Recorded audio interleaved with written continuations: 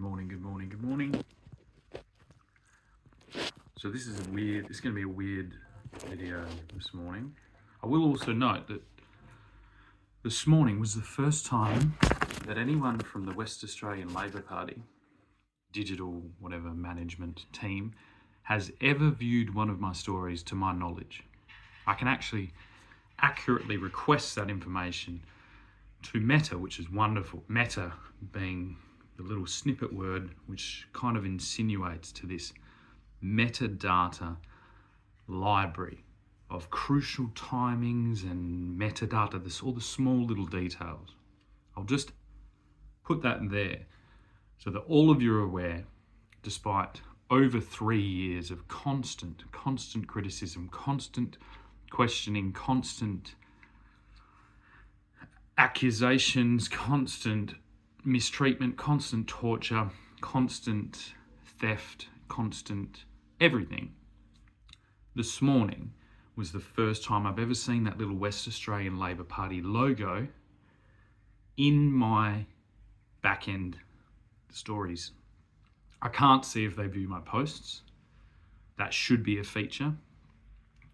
Wherever I end up after all this nonsense, I will demand that feature. Anyone putting themselves in the public eye traditionally can see who they're talking to. It's a vital piece of technological information. It used to just come from our eyes. We could see someone in the crowd. If we see some sneaky person hiding behind the scenes, we can kind of gather that we may have some agent of chaos in our midst. It's this technical malpractice, whether, requested by the government. I don't know exactly how all those things break down. But on this basis alone, this is where I'm claiming illegitimacy of the West Australian government, backdated to my first protest. Now, this is going to be weird again, because what am I saying? What am I trying to do? I'm trying to defend hundreds and hundreds of years of British reputation globally. I'm not trying to defend Western Australia. Personally, I'm trying to negotiate the removal of my family assets, which in the global scale is almost nothing. And I'm trying on my exit to let you all know exactly the deal that you've done if you've participated in this coup. You have ruthlessly colonised my homeland, which includes the Aboriginal people. It also includes the families of convicts, of settlers, of pioneers, of families that brought their money here, that established the infrastructure that you use every day. You've supported a mercenary effort, financed pretty clearly by the Chinese Communist Party, through a resource extraction industry, and you have implanted a socialist, European-scaled society on top of the small little surf beach town that I grew up in.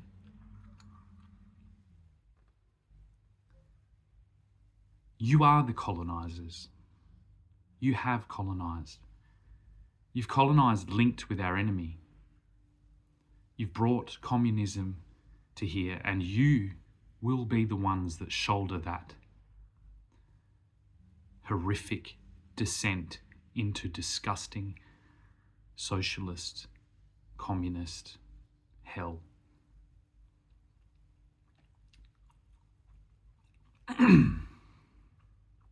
You've stood by and watched as all of this happened. You've participated in ignoring the horrific acts going on in our prisons, by our police, by everything. And I have no chance at all to stop you. You have terrified the local people, white, Asian, black, and Aboriginal, into submission to your system, that you've installed over the top of the system, whilst claiming that you're still linked to that system. That's fraud, but who am I going to go to? The scale of this invasion is far larger than anything I can deal with. So I've dealt with my own interests. I guess in time, the world is going to have to figure out how it does business with Western Australia. I just don't know how long that time is. And I don't know what Western Australia looks like in the future. I personally would like it to look as small as possible. The smallest circumference, gathering all of you up into a usable geographical node on a map. But again, I have limited sway to these decisions. But I will have my opinion heard.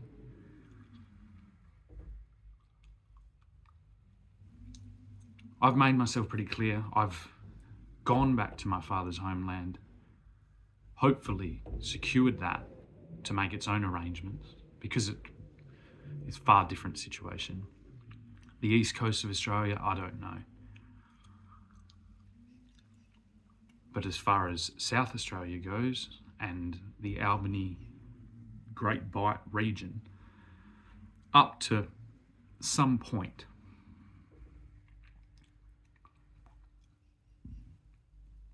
that is a no-go zone if you've participated in this coup. There's going to have to be an even distribution of arable land in the favour of the conquerors, of the invaders, of the fraudulent mercenaries of China. You will not be called Western Australia. These are demands that are pretty reasonable, I'd say. Considering my strategy was this, and now I might get criticism. Why didn't you fight for your land?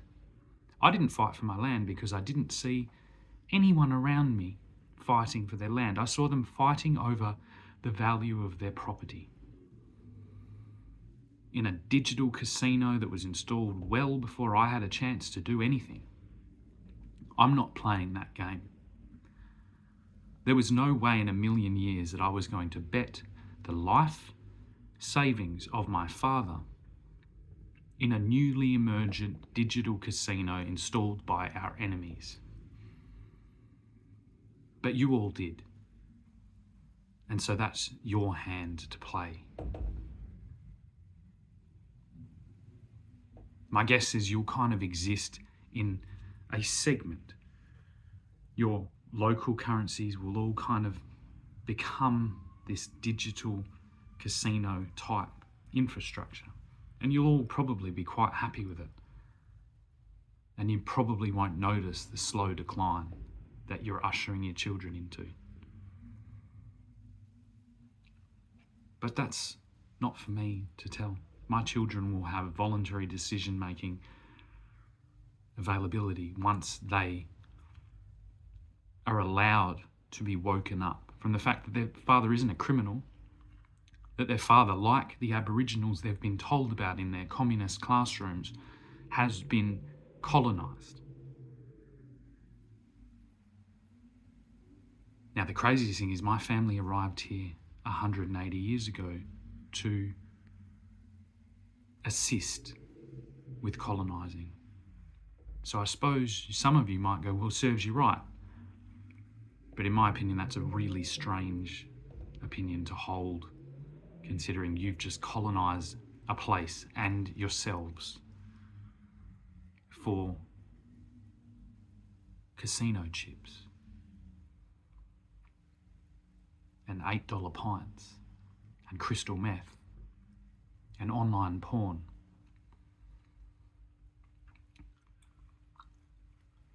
You've sat by while globally a fucking marketplace for children has emerged in order to fund, finance, blackmail, whatever, this infrastructure of this invasion. So like I said, my only job here is to protect the reputation of the British Empire into the past and into the future. I have taken the Union Jack from here. There is no way in a million years it will fly from what you consider Western Australia and whatever the world determines its shape and size up here.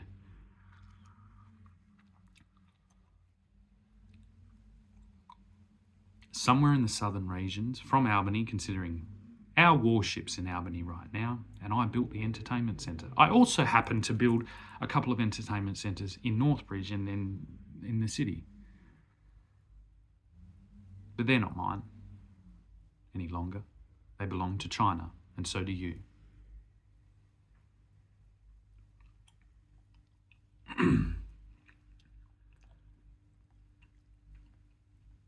The southwest seems to be the dividing line. The Blackwood River seems to make the most sense. Those north of the Blackwood River, those bloated bunch of financial elite that have grown wine instead of food. I'd say that's symbolically a pretty good place to draw a line. That line, I'm guessing, will somehow end up in the goldfields. Just a small inkling that I have. And that will become the contested ground.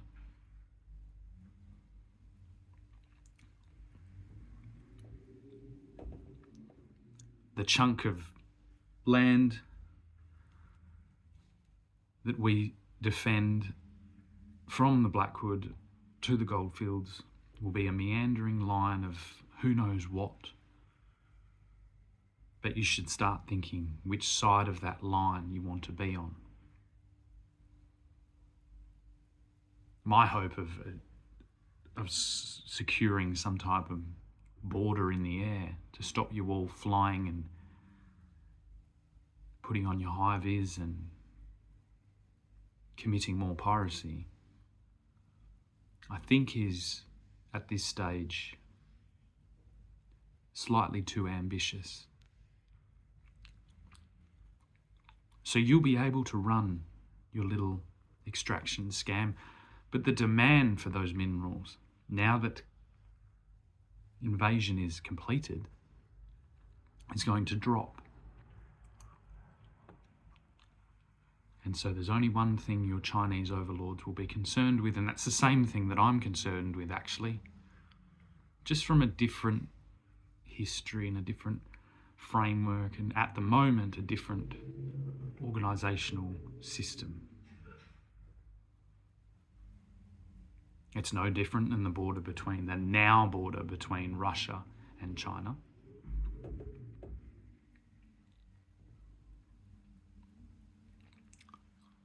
Russia being more concerned with economic and freedom rather than their socialist background. They learnt the hard way about this system. It can do wondrous things. If you've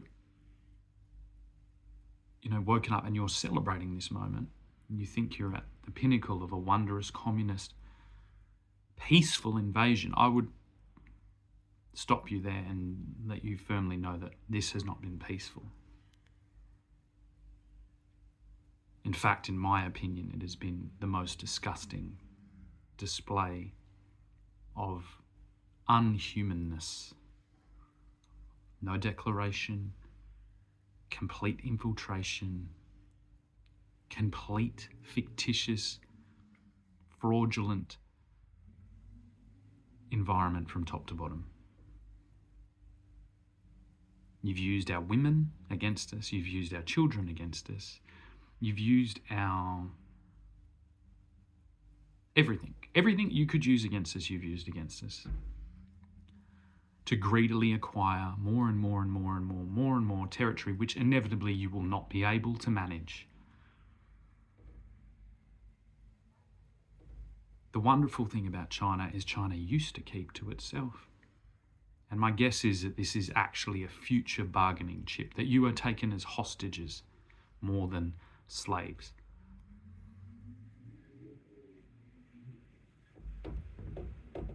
I guess the assumption, only time will tell whether that is a good business move. I don't know whether you were even considered hostages. But there's a lot of people in a lot of places that may differ with that opinion, that haven't been directly affected, that haven't actually known there's a war going on, that haven't fought in the war, that haven't tried to expose this non-stop in peaceful manner. The reason I can negotiate now is because I didn't stoop to terrorism or to sabotage the exact methods that were used against me. Because like I said, I'm protecting a very long history of British rule, of British reputation. Something that after the dust settles from this conflict will be clearly seen as the value that I've protected. England's always been a small little island. Britain's been a small little island that it's too guilty of having its eyes larger than its belly. But sometime in the past, we decided to hone that reputation rather than extend our geographical reach. We've watched, sometimes helplessly, as the American empire fails to learn the lessons we attempted to teach them. But nevertheless, we're here. The Western Australian Police have no connection with the British Empire. They have no connection with the federal government of Australia. They have no connection with anything you think they do. And right about now is when they should make the gesture of announcing that before an election, out of courtesy. So I guess we're about to see how the reputation of the newly yet to be named ex-Western Australia state operates on the global sphere. This will determine all types of things: property prices, negotiating rates on minerals, negotiating rates on labour, negotiating rates on travel, on visas, on everything into the future will be governed by this decision right now, whether they announce this pre-election or post-election.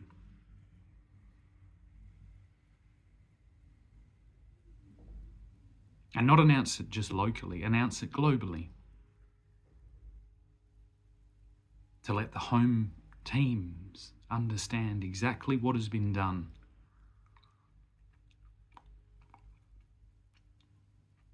By the refugees of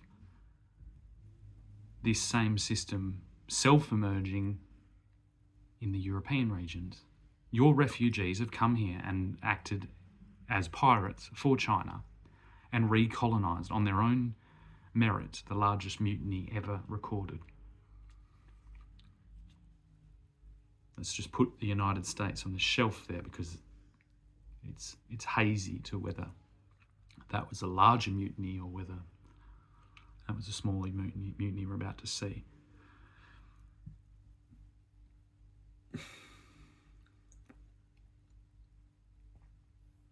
So yeah, I can't save Western Australia. Western Australia doesn't exist.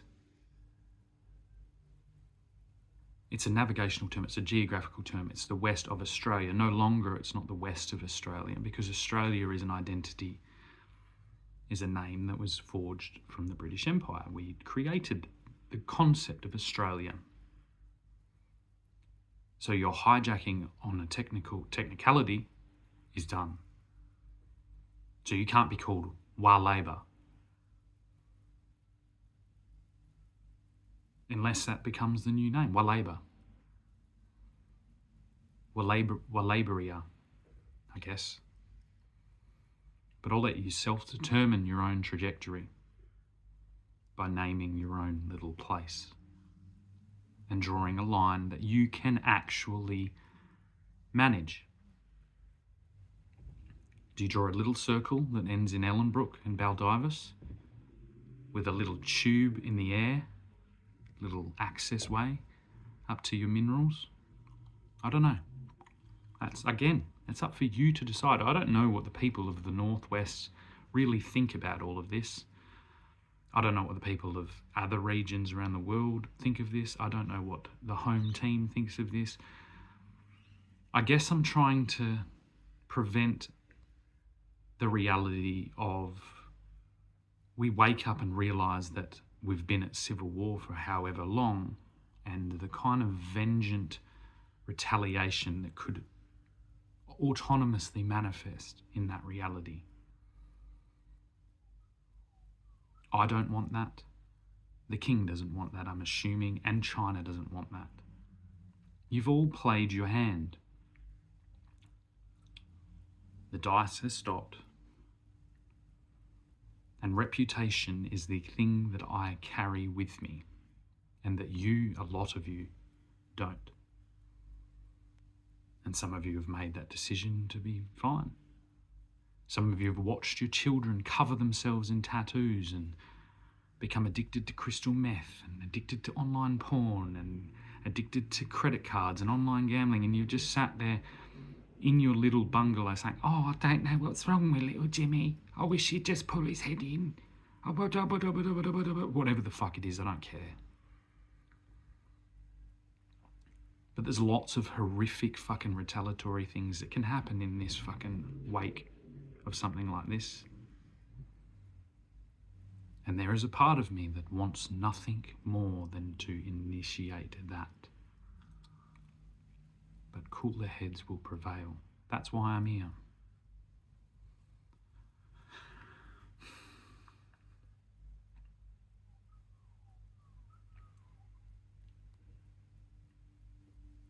At the moment, I protect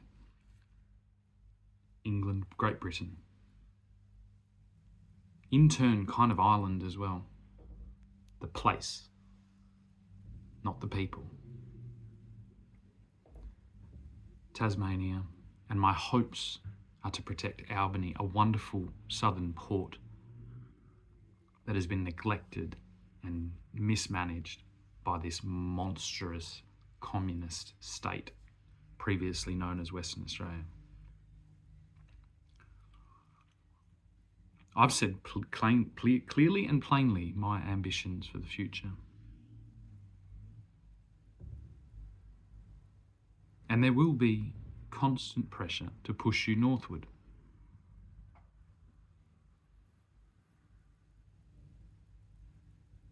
But there'll be, if a sufficient line is drawn that is reasonable, that pressure can kind of settle down. We can all lick our wounds, realise the reality that we've done, wake up and have the hangover that we all so need.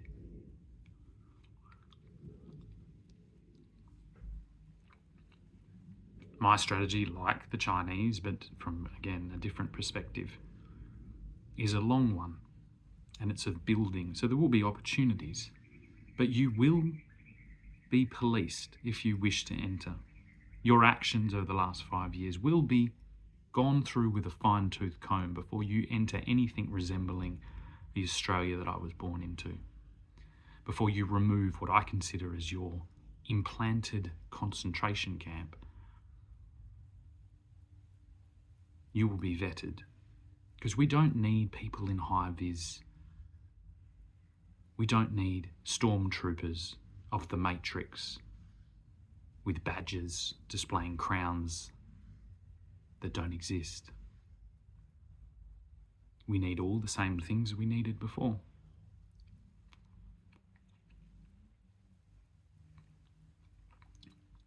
We've learnt all the lessons from a long history of this,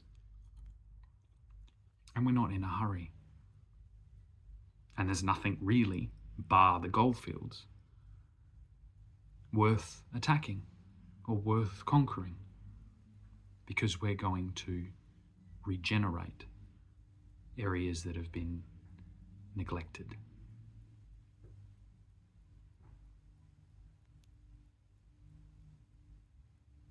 So you have your city, Perth, the jewel of the West. You have your Labor government, you have all your socialist education systems, you have your socialist medical system, you have your socialist legal system, you have your everything. It's wonderful. As long as you can leave. And this is where the demand from the mercenaries, from the mutineers comes. Well, do you want to leave? Do you want to be able to leave? We can stop you from leaving. We can patrol that. Still, pretty handily. So if you'd like to be able to leave the prison camp that you've just built, you should demand that these considerations are met and that this negotiation is peaceful.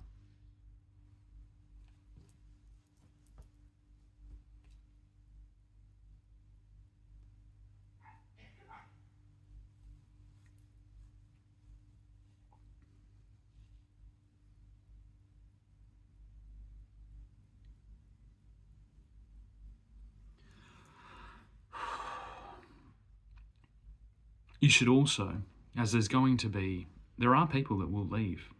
This is going to affect property values. This is going to affect lots of things. You don't just, announce that you've invaded fraudulently and illegally and violently and disgustingly and maintain your full population. So there will be a little bit of pressure for the most extreme counterparts in, I'm guessing, Ireland, England, Scotland, Wales, to join you here. And those individuals will compete with the Chinese population that also wishes to colonise. My guess is that I will have a lot more in common and a lot more peaceful negotiations with the Chinese version than with the European version of those immigrants. Just because of the bad taste in my mouth. Chinese people escaping some type of thing where they were basically peasants and then coming here. Wonderful. I feel wonderful for them. This could have been done in a different way. But that's kind of hindsight, and that's based on my own interaction, and I didn't have any visible power or influence to make those negotiations. So this negotiation was made by the previous generation. And I will have peaceful negotiations on all border inquiries with those Chinese expats. If you're coming from a region where you've just recolonised and called me a coloniser, then you should probably not have any interactions with me for a little while. You should settle into your new home before you try and do any negotiation. You should get the lay of the land. Find out where your new status is in this new entity that's yet to be named before you start throwing your weight around. You've done enough of that.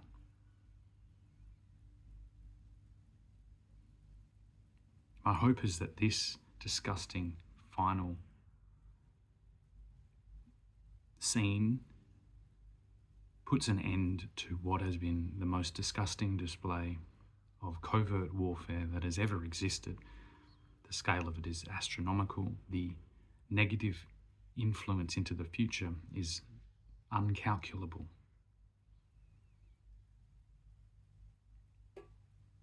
So I see 100 years in the future, and I hopefully see a peaceful cohabitation arrangement, trade arrangement, and all kinds of things.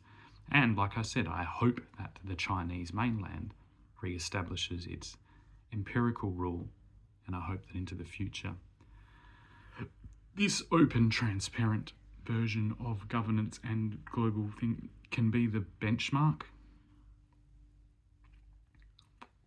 And this period that we've just gone through can be looked back at the same way with horror that we look back at the World War I and World War II wars. Because they've been very much the same but very different. It will take 10, 15 years for all the calculated horror to be adequately displayed to everyone so that everyone is aware of what happened. That, by the invaders, seems to be their version of peaceful strategy. I would consider it the complete opposite.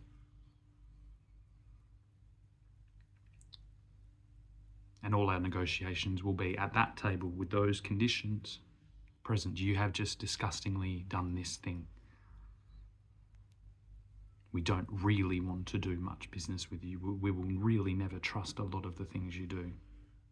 But you've acquired some useless patch of fucking bullshit on a map. So well done.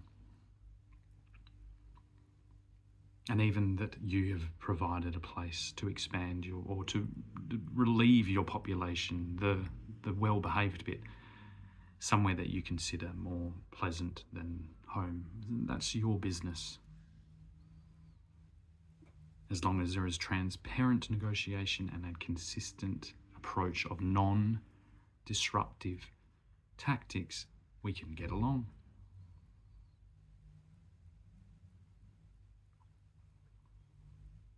But as I say, there's far better ways that this could have been done. And I think you know that. I think everybody at this stage knows that.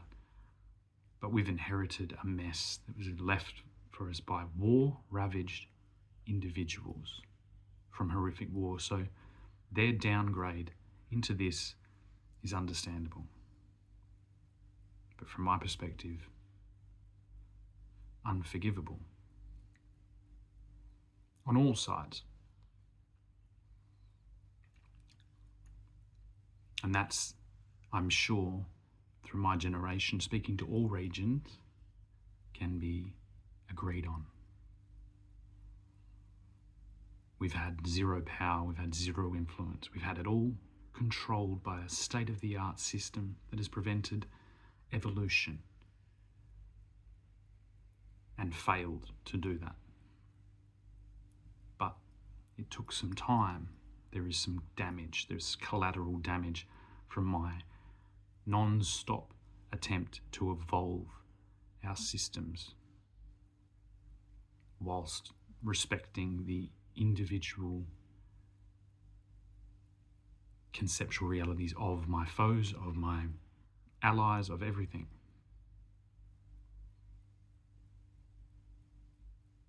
But I am disgruntled. I am going to try and just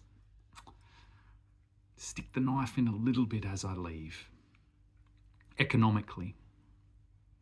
That's it. That's the only lever I can control. I'm going to shift your global position globally, your financial position globally, down. That's the Chinese way. And now, considering if you've helped in this, you are Chinese. You're not Australian. You're not British. You're not Irish. You are Eurasian, Tri-Australian. I don't know. Again, it's going to take ages to figure out all these words and names and descriptions.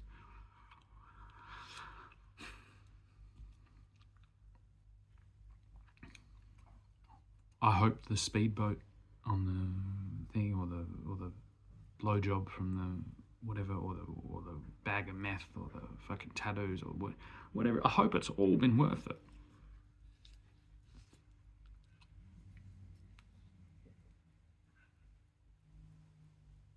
And now the question I ask you is, and I'll leave you with this, is, have you done this for the Chinese to help them invade? Or did we contract the Chinese to get rid of our filth? I don't know. I guess it's somewhere in the middle.